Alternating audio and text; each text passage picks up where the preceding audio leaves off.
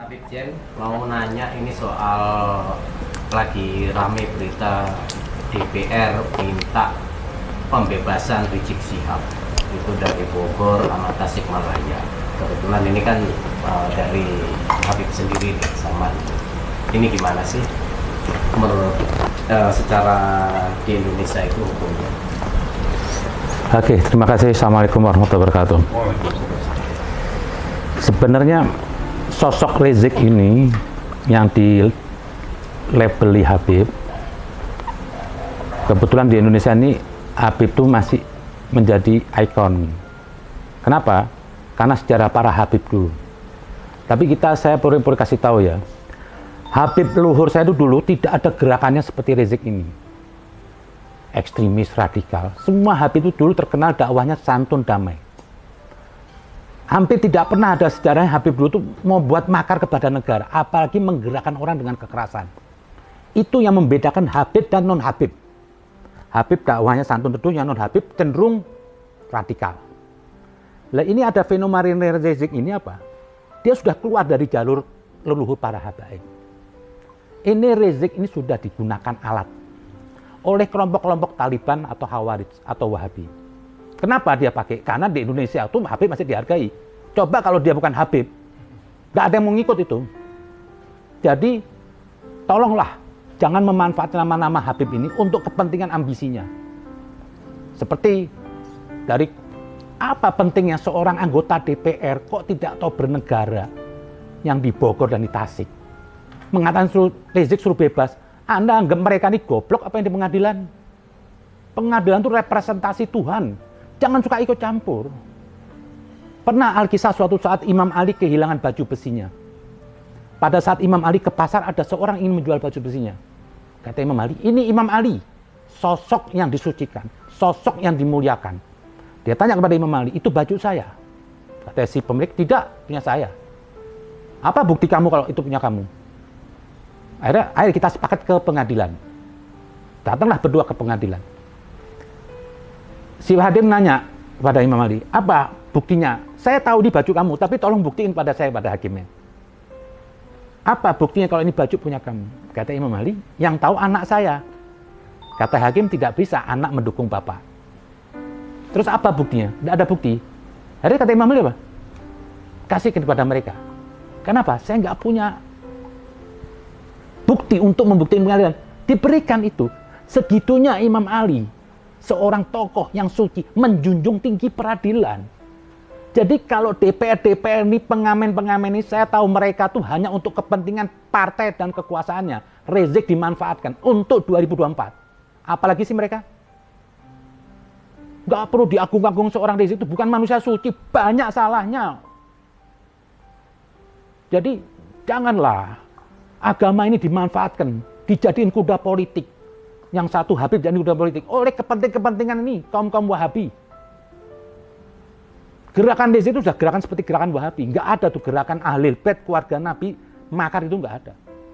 Imam Ali bilang apa? Apabila daerah negara itu dalam keadaan damai, tidak gencang, Anda membuat keributan, terhina. Kalau emang itu ada kekurangan tidak baik, sampaikan dengan cara santun. Bukan mengadu domba antara rakyat. Lah ini ada kelompok-kelompok PKS, saya tahu tuh PKS. Dimanfaatkan berapa tokoh Habib untuk kekuasaannya. PKS itu berdiri juga beda afiliasinya dengan NU. Mereka punya Islamnya juga beda. Mau bilang apa terserah. Saya pernah baca ADRT-nya, mereka juga menolak tahlil, menolak ini. Ada buktinya saya punya. Karena untuk kepentingan penguasaan, sekarang dia manfaatin para Habib kayak Rizik untuk menjual. Itu bendera hitam. Siapa bela-bela hitam bendera Rasulullah? Dari mana Rasulullah pernah ngetik adalah ilaha illallah? Nyablon di mana? Imam Ali bilang apa? Itu bendera hitam dan putih, hati-hati. Itu bendera yang membunuh Imam Ali. Yang membunuh Ahlul Bait, keluarga Nabi itu adalah bendera hitam itu semua. Yang dipegang oleh Khawarij. Karena waktu mereka melawan Imam Ali terdesak, dia membawa tombak Quran di atas Quran. Ini Quran. Kata Imam Ali, betul ucapan Quran. Tapi dengan maksud batil. Jadi FPI dan HTI itu produk politik, bukan produk agama. Ingin mengganggu. Ini bangsa sudah baik. Bangsa ini sudah Islami. Tolong yang merasa di DPR itu semua. Janganlah. Kasihan nih. generasi kita ke depan. Jangan diobok-obok. Jaga ini marwah. Kembali semua ke Pancasila. Pancasila itu murni intisari dari Al-Quran. Tidak ada agama lebih baik dari keadilan. Pancasila menjunjung tinggi keadilan. Agama menciptakan persatuan, ketuhanan ada semua, keadilan. Apalagi sih? Andai kan kalau ada Quran, nggak ada Nabi Muhammad, orang nggak ada yang tahu Al-Quran. Butuh penafsir Muhammad. Sekarang pun juga kita perlu tafsir. Nggak bisa mau langsung tafsir. Itu pun masih banyak perbedaan.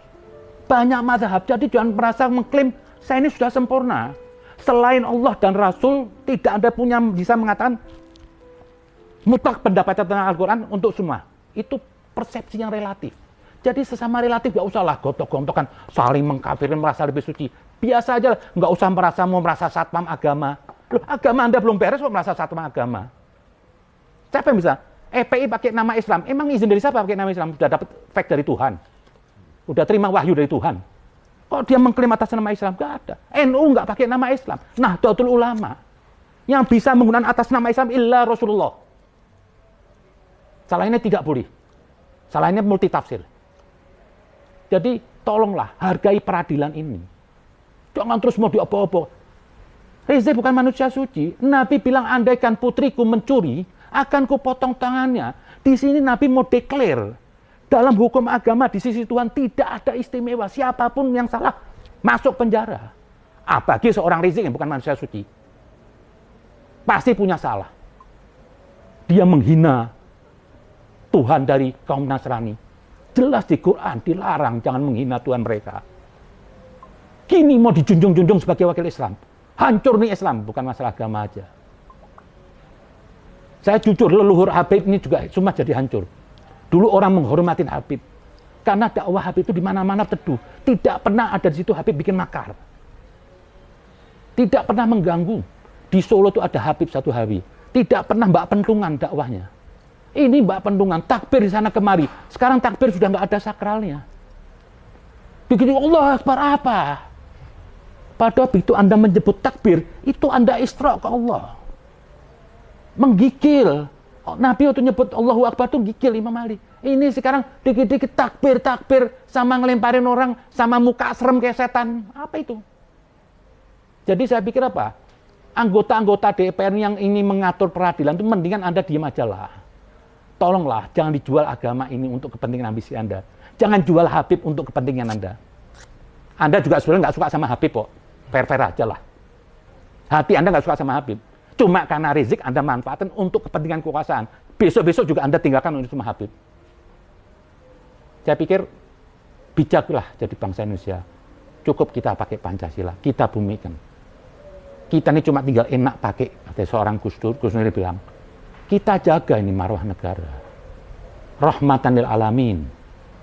Kita terima semua. Jangan ada ketidakadilan. Jangan ada diskriminasi agama. Kita junjung semua.